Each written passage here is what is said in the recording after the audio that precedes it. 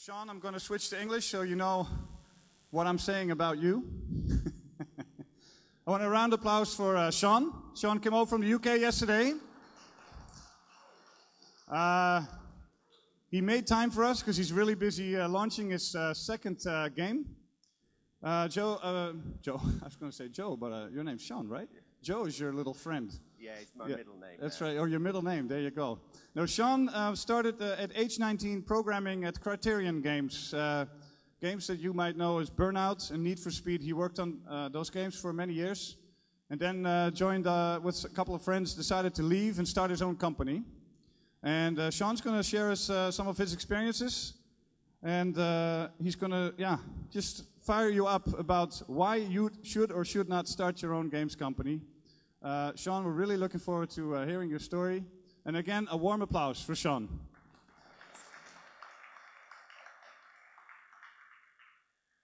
Hello.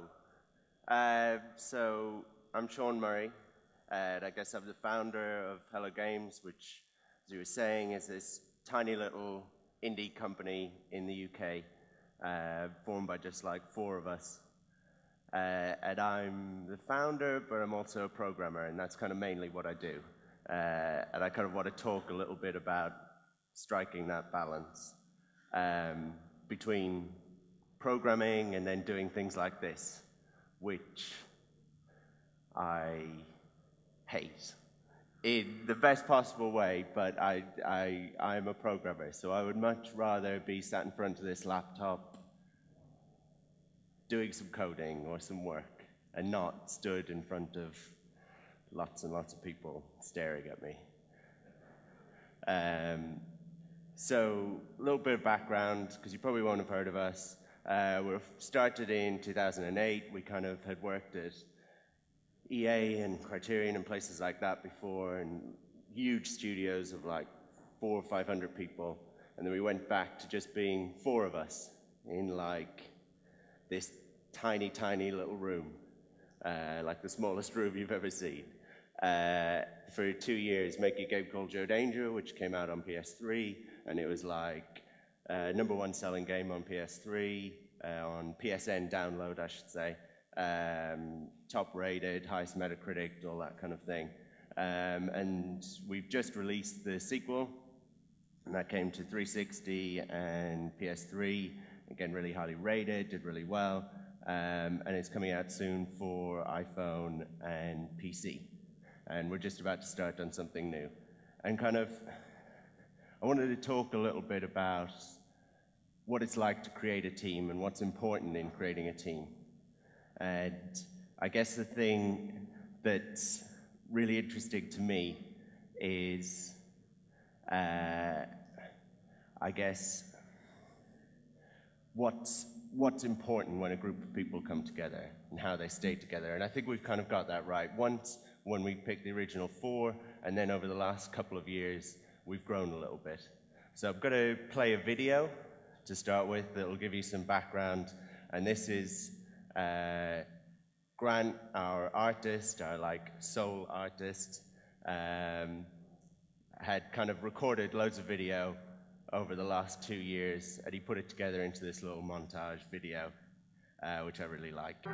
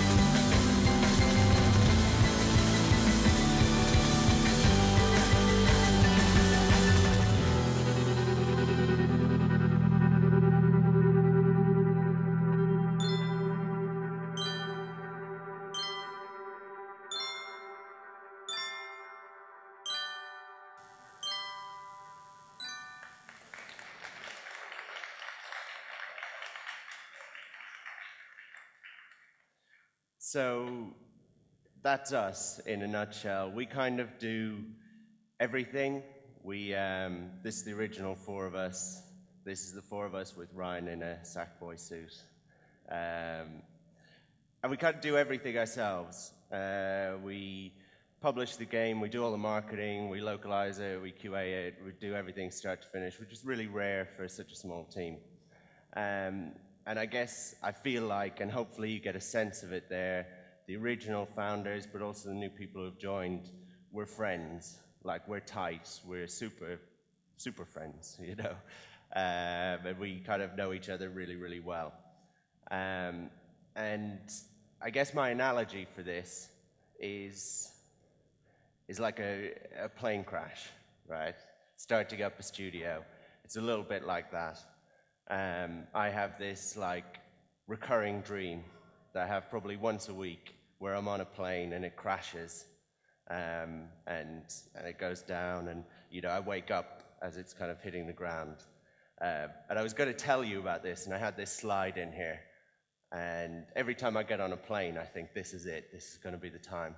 Yesterday, I got on the plane, and I was like, they're going through the safety video, and I'm thinking, this is it. The plane's going to crash. And I was talking to the air hostess, because I was feeling a bit nervous about it, and just chatting. And she said the worst thing. This is like, she said, I had the strangest dream last night. I was on this plane and it crashed. It was like, I did not want to hear that.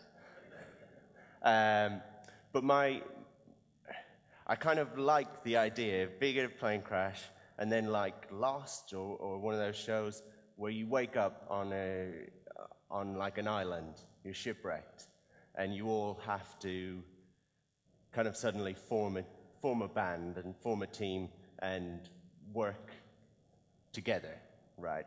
Somebody has to say, okay, let's gather wood and start a fire. You need to, you know, build some shelter. You need to do this, you need to do that, right? And that's kind of what the early days for us felt like, was the team kind of formed, people started to get their own identity. And depending on how that goes, it either goes really well or really badly, right? You either end up with what is my ideal, you know, this island paradise where you've got loads of ropes and pulleys hooked up, and you've actually got like a little monkey butler and things like that. You've got, you know, amazing cocktails made that you can drink in coconuts. Or you end up with this kind of Lord of the Flies scenario, where there's 4 of you in this room, and you're kind of drawing up plans about how you're going to kill one of the others and eat them, kind of thing. And it happens so easily, and it's really about the personalities. So I guess we kind of learned a lot as we went along. So I wanted to kind of go through that a little bit and the kind of key things that we learned on our little shipwreck. And the first one is this really cheesy thing of like, be yourself, right? But actually what I mean is that each member of the team needs to have an identity. When we were starting up, we had this worry, like we were talking about who would form the team and who should be in and who shouldn't and things like that. And we actually had these conversations, like, we get along fine, but we don't necessarily like the same films or the same music. And is that going to be okay? We don't like the same games. Are we going to, you know, clash all the time? Are we not going to get along together? Is this going to be okay? And I had thoughts like, maybe we should all be into the same things. Maybe we should all like the same games. Maybe that's really important. Actually, I think it's really important that you are, say, with a group of four individuals, that actually you don't want 2 people to be the same. You don't want 2 people who are agreeing all the time. You want that fiery explosiveness, that when somebody puts in an idea, that someone else is there to just criticize it and say, no, that's terrible, take it out, it's awful. And I think that that's been key for us. Not that we fight all the time, but the way I look at it is everyone needs to know who they are. we always have this discussion, like if we were the A team, which one of the A team would we be, right? So I would be Hannibal, obviously. In Ghostbusters, I'm Egon, right? You just kind of go through these things. It is actually important. We became more self-aware as we went through it, that, you know, Dave, one of the other members of the team, he's always positive, you know? So you've got to balance that out with Ryan, who's always negative, you know? And everyone kind of forms those roles, and it's important. It's important that you know who you are. And we had these things in the early days. I don't know if you've formed groups, say, in university, where you're working on a group project together, and you'll know what a nightmare it can be. How you clash, how everyone gets together and talks about the other guy, you know, who's not there, he's lazy, he's got terrible ideas, I don't like what he's trying to do with this, or whatever. And we actually had to bring that together and accept that Ryan doesn't like Grant's ideas, but together they're going to make them better, kind of thing. And our game that we had was a real mix of genres. Joe Danger's a real mix of genres, right? I put this photo in here. This was one of the first things we did. We went to IKEA, and if you've ever been to IKEA, you'll know that it is like hell on earth.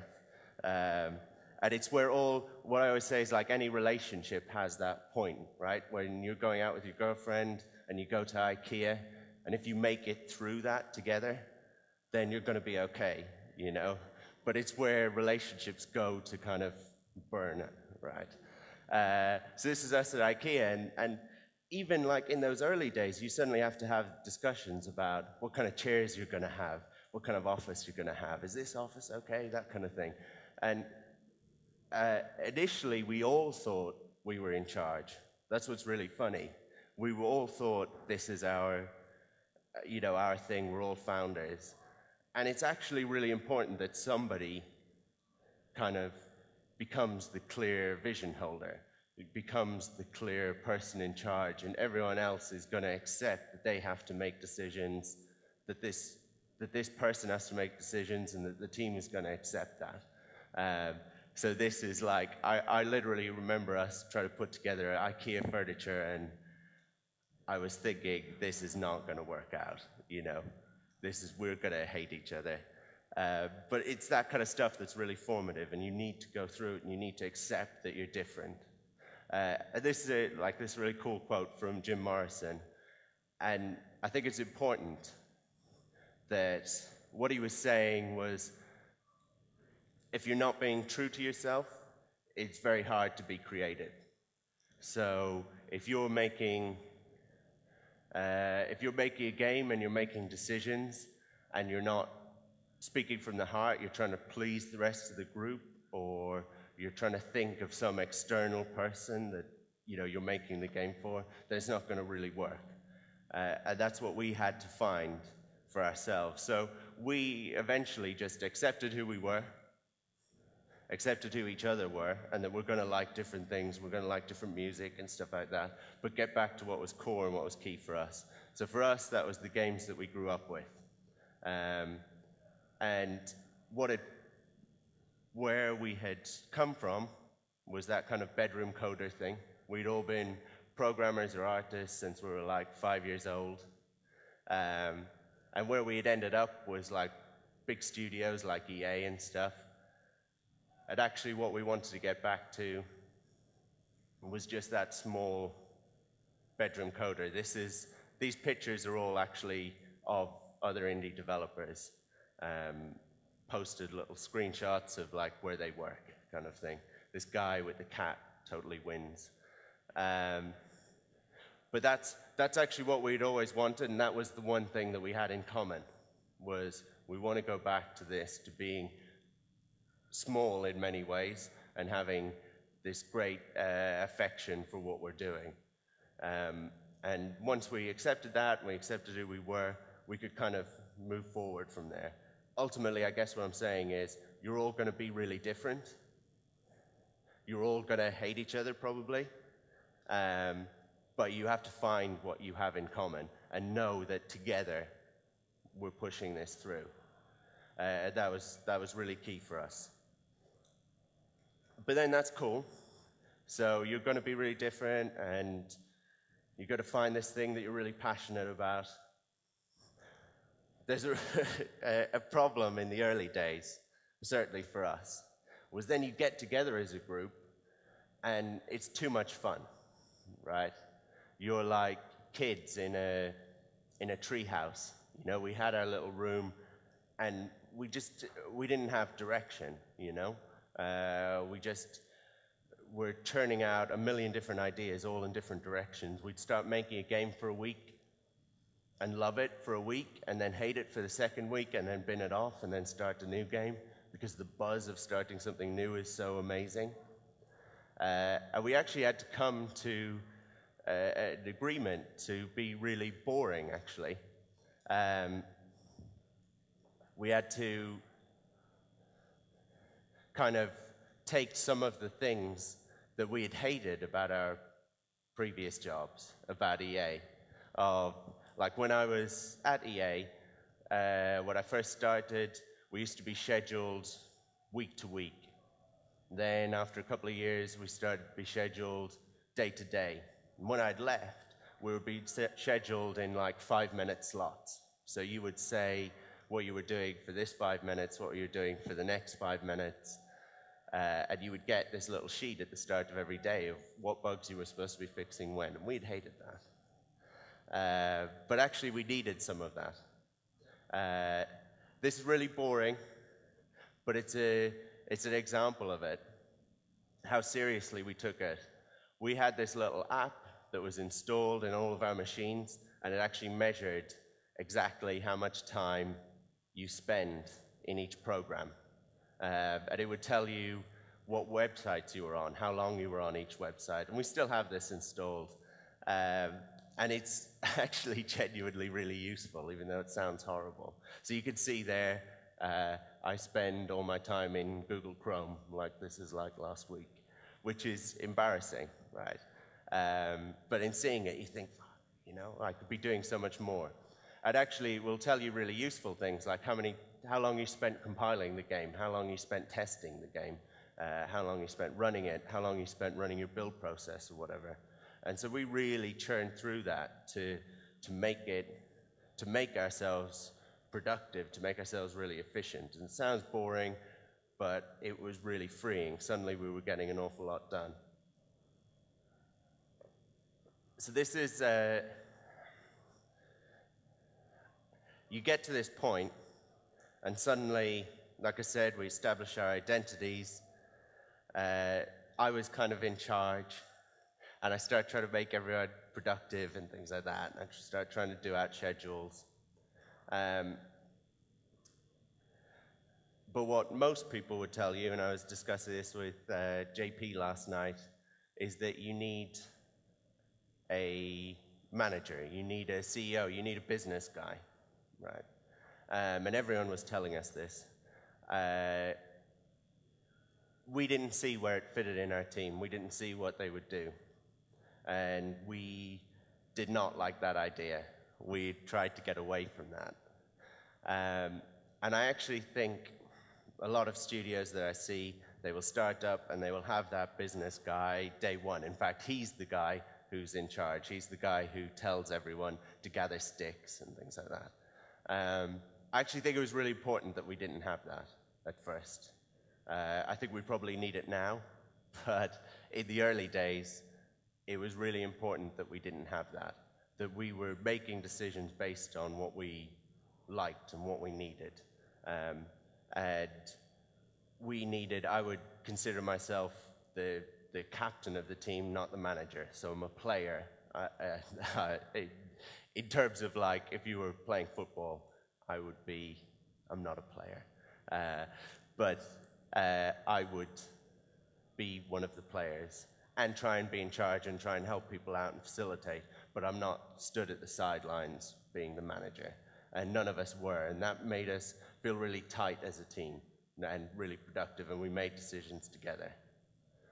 And the other cool thing about it is that we just made decisions about what felt right for us. And we were always thinking about the game, and we were always thinking about people who would play the game, and we always stayed true to that.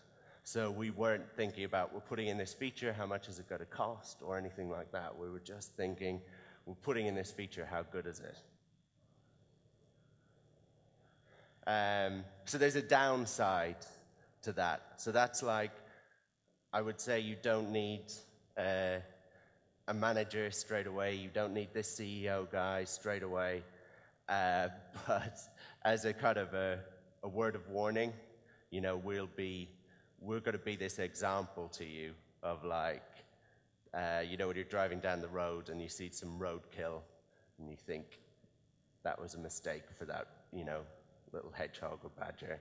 We are that, right? We're this warning. If you're starting up a group, eventually you do need a manager. You do need that business person. You do need that CEO. So this is my life, right? It's really boring, but this is the amount of email that I've received over the last 4 years, okay? So I took a look. I just did a really quick check in Outlook, and I've received something like 120,000 emails over the last 4 years. The first year, I received like 200 or something like that. When we'd get an email, it used to be really exciting because no one knew the Hello Games email address. So even when it was spam, it was like, oh my God, somebody's found us, you know, spam. They're trying to sell us Viagra. So exciting. But yeah, like I swear, we would have, the speakers would be plugged into my machine, that ding would happen, and the others would be like, who's mailed us, you know? I've turned off that ding. Okay, like I get thousands of emails a day, and a lot of them, you know, aren't spam. There's, a company becomes like an organism, you know, and it gets bigger and bigger, especially if you have a successful game. And the weight of trying to balance being a programmer, which you really enjoy, and all these emails that you receive, which you do not, you know. And the same with the amount of emails sent, you know. It just becomes this colossal thing. Literally, I'm sending over 6,000 emails in a year, so that's like, whatever, 20 every day of the year. So that is a very difficult task to manage, and it gets completely out of control. This is a screenshot from our iPhone version, and the reason this is in here is because when Jet Age of 1 finished, the game had done well, and like I showed there, between year 1 and year 2, the kind of business and management overhead went just completely crazy. And you saw at the start of that video, we started to get a new office and hire new people, and we became this proper company. Suddenly we're paying out wages, we're managing all this stuff. And I was kind of in charge of all of that. And actually, I started to really hate what I was doing. Started to hate my job, didn't enjoy coming in. But this is what saved me. Sounds really weird. Is I started making a little iPhone prototype in my spare time, just doing some tech demos. I was swearing I wasn't going to make an iPhone game. I was just like, this is just fun to play around with. And it actually kept me really, really sane, you know? And I started to, you know, do all this crap that I had to do during the day, thinking, I'm going to get back to this evening, you know? And it's turned into a proper game. Me and another guy working on it, and we've kept it as this tiny little team. We've spent like a year on it. I think the game's absolutely lovely now. But I think it's another key lesson for me is that you have to do what you enjoy. For someone else, they enjoy emails, they enjoy the business side of things, they enjoy trying to sell the game, sign up licensing deals and all these things, you know, and organizing QA and localization. That is not what I got into games to do. And I think it's really important to remember, like I said, getting your identities, figuring out who you are is really, really important. And knowing who you are and then nurturing that, nurturing the stuff that you like to do. So that kind of falls into this, which is about being open. So again, this is like, it sounds like a really cheesy phrase. There's something I've come to recognize in myself over the last couple of years. And that's that I have, and I think for most people, when I talk to people about this, they say they're the same. I have two modes of operating. I have, being a programmer, I think of it in this way, like I've got two modes, you know. I have open mode and I have closed mode, right? So closed mode is how I am most of the time. In closed mode, I'm grumpy. I'm, really focused. I'm probably a little bit stressed. And I'm just churning through tasks. As a programmer, I sit there, I put my headphones on, and I just work, right? That's very much closed mode. Closed mode is amazing for getting work done. Say you're fixing bugs at the end of a project, you want to be in closed mode, right? That's how I spend a lot of my time, too much of my time. What I've come to realize is that I also have open mode. And open mode is where you sit and you just chat with friends, you play about with ideas, you all go out for lunch and you go to the pub. You just talk and you're relaxed. And open mode is no good for getting work done. It is terrible for that.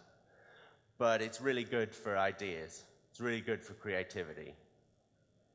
When I was at EA and we were scheduled every 5 minutes, that was closed mode. And there was no time for this openness.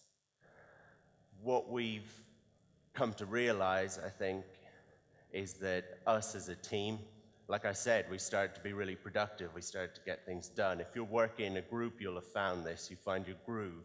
You start to be really quick with everything that you're doing. You start to put pressure on one another. You lock on a game idea, and you just execute on it. And you stop thinking about, what could I add to this? Should we be making this game? Why are we doing this? Could it have a new feature? When's the last time we actually just sat down and played our game for a couple of hours? And I think it's really key. You're supposed to be in this creative industry, and loads of people will tell you that when you're in this group, you're not supposed to be messing about. You're supposed to get down. You feel like you're doing really well if everyone's working really hard. That is not necessarily true. There's a time for that, but actually, as people, I think we spend way too much time in closed mode, certainly as developers.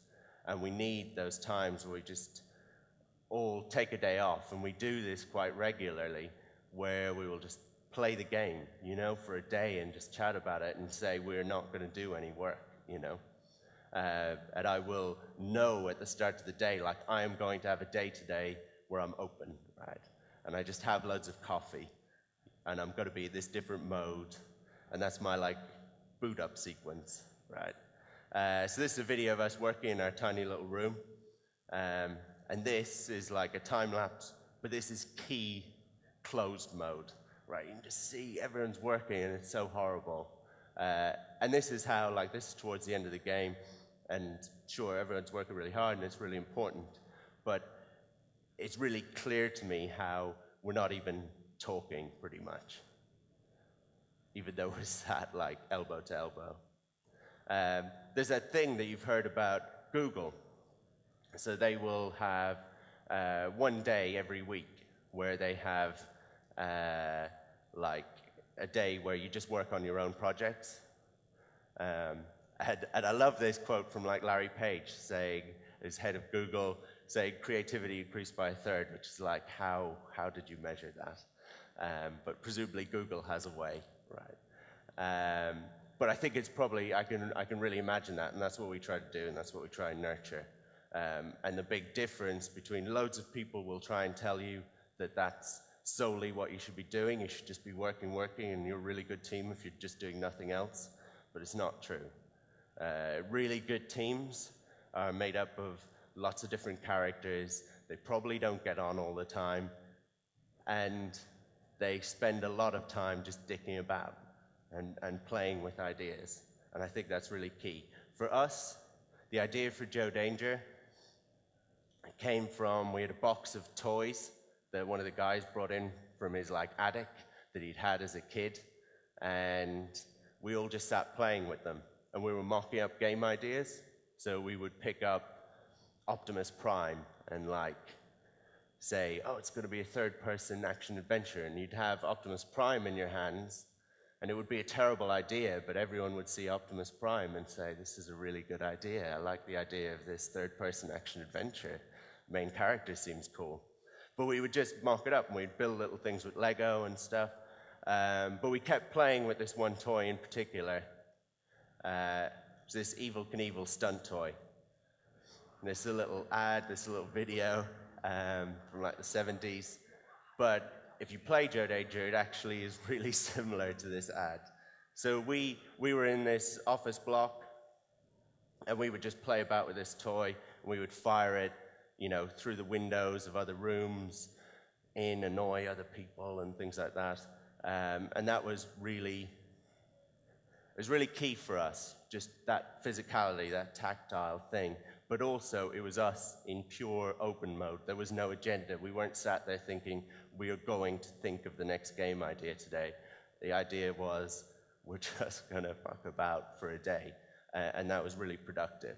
And it was just taking in all the things we love. All throughout the game, we would just sit there and talk about movies we love, old games we love, and ideas would come from that. But I think that's important. I think that's really key, There is also a danger with that, though, in that you'll make a game that only you like, right? And that is very easy to just take an idea and run with it, even though it's just exclusively about you or your little in-joke or whatever. The thing I would say, that we always say to each other, is that there are ideas that I like, there are games that I like, there are games that you like. They're not the same, always, but some of them are the same. So if I'm going to make a game, if I'm going to make an idea, it's selfish of me to not make something that you might like as well, right? That seems like an obvious thing to do. It seems redundant of me to make something that I will like. That seems like I said, a little bit selfish. So we try and think of that. We're not trying to be populist. We're not trying to make a game for you. But equally, we're not purposefully making a game that you won't like. And I think when we did that, Joe Danger, we shipped it round to every publisher, and no one liked us, and they all turned us down. And we thought maybe it's a terrible idea, and we'd made this game kind of for ourselves and for our friends, and we thought they would like it. And actually, it really paid off for us. People in reviews and people at home really liked it. And I think that was because we made it with that in mind. We made it for ourselves, but we did not try and make it really commercially viable. There's a difference between what I think I would like and what all these publishers or the execs of these publishers would like, So I don't think it's necessarily bad if Capcom doesn't like your game, but it would be bad if no one liked your game. I was going to show a trailer, but probably quite short of time. So I just want to make one last point. And that's something that I'm going to assume that everyone wants to be an indie game developer, right? It's what I've always wanted to do. It's what I got into games to do. I'm going to assume that everyone, when they think about making games, wants to be 5 or 10 close friends sat in a room making a game for themselves. I think I can't imagine anyone who gets into games and thinks I want to work on Assassin's Creed and be one of 500 people or whatever. But maybe there are, right? I'm not saying that there's anything necessarily wrong with that. But for me, I think when most people think of games development, they think of making it themselves. This is how I view the current state of games development, of AAA retail games development. It is like construction. That is what I feel like it has become like. They make games that you can draw up blueprints for, that you can plan out really, really well, that you can say it's going to have 10 stories, or whatever, you know, in terms of a house. And, you know, we know people are going to live in it, we're going to build it in a good area, that kind of thing. They, in general, are building games that are very well-defined, well-planned, and there's been a dozen like it before. And in general, in those crowded areas where everyone is making first-person shooters, the aim is to just make the biggest first-person shooter, to add more and more stories, to make it a skyscraper, right?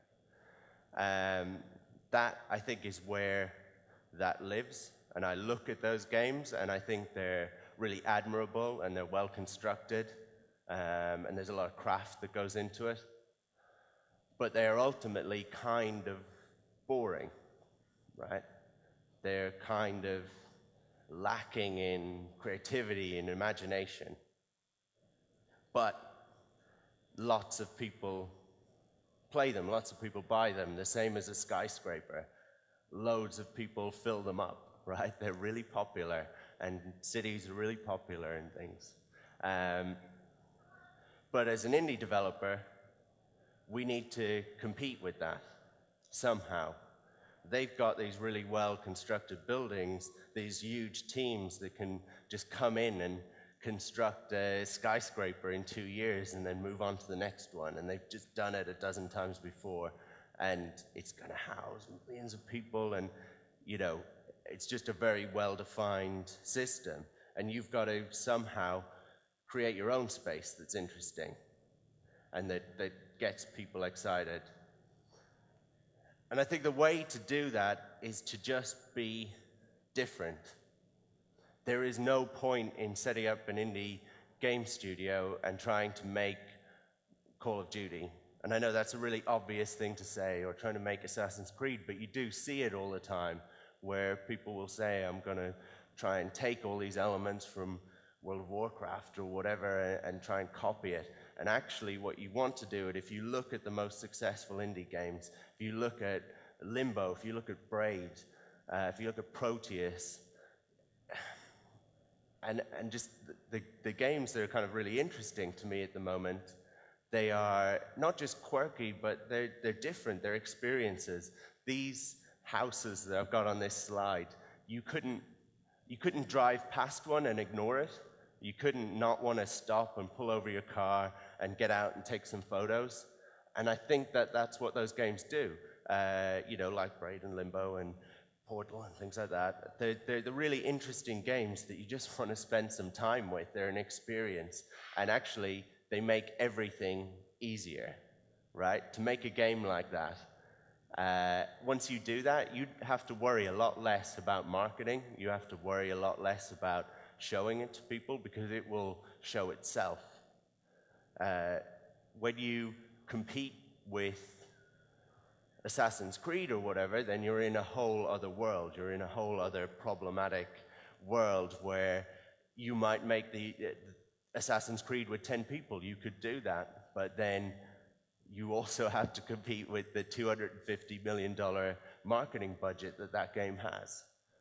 So for me, it applies not just to game design, it applies to everything. So it applies to, if everyone is making Facebook games at the moment, and if the kind of monsters of industry, if that's what they're doing, then I tend to want to avoid that. If everyone's making iPad and iPhone games, then I tend to want to avoid that. If everyone's getting out of PC games, then I think that that's really interesting. If everyone's doing a Kickstarter, I kind of think, well, let's avoid that. I want to do something different because I can, because I'm really small. And I think that's a key thing for us, that like informs every decision that we make. I think I want to make that upside down house. I want to make that crazy, interesting space because I can. Because the one thing that is for certain is that the teams who make this kind of thing absolutely can't do that. That would blow their minds. It would be really difficult for them. But this is really easy for a small team, doing something interesting that they feel passionate about, that you haven't seen before. And so I think that's really important. I think that's the key thing in having an indie studio. It's your opportunity, but it's also like your duty to do that. You have to. So I'll just finish up with that video, and then we can take some questions. So this is a video of, it's basically the trailer for Journey 2. Lights, camera, action! Woohoo!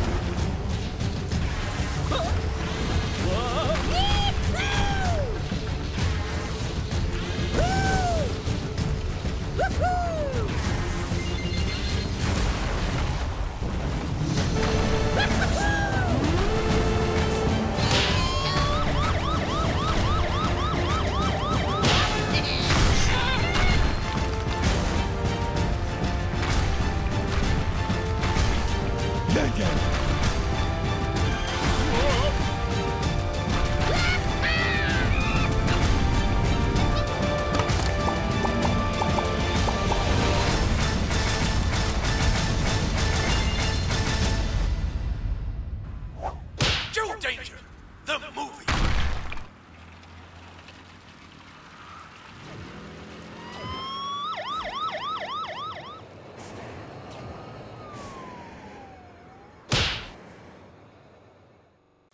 Thank you very much. Sorry about the little lag there, but is this trailer online already? Yeah, great. So we'll have to go look it up. Thanks a lot. Sean, you said something about the captain. And about, does the role, like you guys, there's 4 of you, 4 owners, right? How did that sort of, what does that mean in reality? Like, are there decisions that you take by yourself and decisions you take, the 4 of you? Is that sort of what you're trying to say? How does that work in reality? And did it take a long time for that to, like, did they all accept that at once, or was that sort of a natural process or a natural process? Yeah, I guess that's a good question. And probably the guys would give you a totally different answer to what I'm going to give you. I'm going to say it's brilliant the way it works at the moment. We'll see on the video later. Yeah. So the way I love analogies, as you've probably seen, my analogy would be that you're about to get in like a rowing boat, you know, and you've each got an oar. And when the team is working really well, that boat just glides, you know, and you can feel it. You can feel it so clearly that it's working, right? And it works at its best when you've got that clear leadership. Like, I always wondered what that guy, they call it the cox, who sits at the top of the boat, and he just says, row, row, row, row. You know, but I never understood the point of him. But I think I do now. Now you do. Yeah. So I'm the cox. But I think it's important that you're not carrying, I guess what I was saying, that you're not carrying dead weight in that boat, right? And that's what I was saying about identities. It's important that in the early days, you don't have a game designer, for instance, who can't do, you know, anything, any physical task, but is sitting there trying to tell people what to do when they're really struggling with that startup phase. You know, it's important that you don't have the business guy who's bringing in, you know, licensing opportunities when you haven't even started. You don't know what the game is, that kind of thing. Is there anybody in the room that has a question for Sean about either the company or even the game or just the things that he said? Anyone? You guys all speechless, flabbergasted? Amazing? I don't know what to ask. Come on. Yep, right there.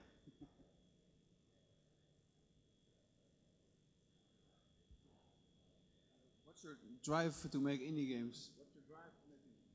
Your drive to make indie games.